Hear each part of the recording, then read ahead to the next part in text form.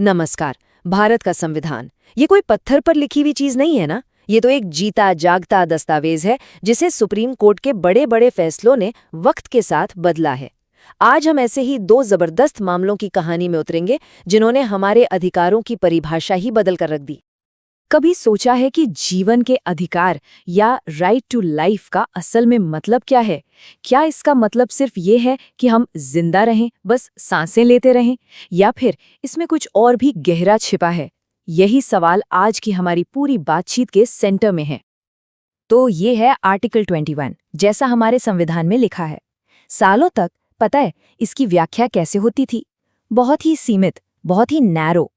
अदालतें मानती थीं कि अगर किसी की आज़ादी छीनने के लिए कोई कानून बना है तो बस उतना ही काफ़ी है, भले ही वो कानून कितना भी अजीब या मनमाना क्यों ना हो।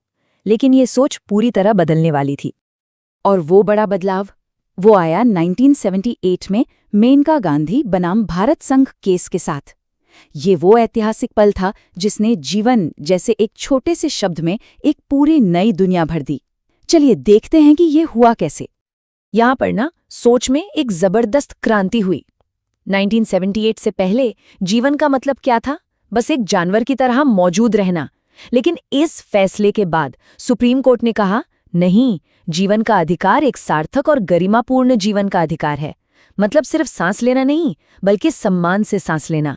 और अब सिर्फ कोई भी कानूनी प्रक्रिया होना काफी नहीं था, वो प्रक्रिया निष्पक्ष, न्यायसंगत और तर्कसंगत भी होनी चाहिए। तो बस इस एक फैसले ने आर्टिकल 21 के दरवाजे हमेशा के लिए खोल दिए। इसने भविष्य के लिए रास्ता बना दिया कि स्वच्छ हवा, साफ पानी और यहाँ तक कि शिक्षा जैसे अधिकार भी जीवन के मौलिक अधिकार का ही हिस्सा हैं।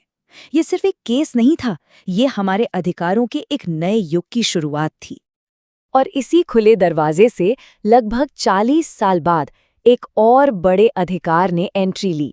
साल था 2017 और मामला था के.एस. पुट्टुस्वामी बनाम भारत संघ का। ये केस हमें सीधा आज के ज़माने में ले आता है, डिजिटल युग में, जहां हमारा डेटा, हमारी पहचान, सब कुछ टेक्नोलॉजी से जुड़ा है। इस मामले में सुप्रीम कोर्ट ने बिना किसी असहमति के एक ऐसा फैसला सुनाया जिसकी गूंज आज तक सुनाई देती है।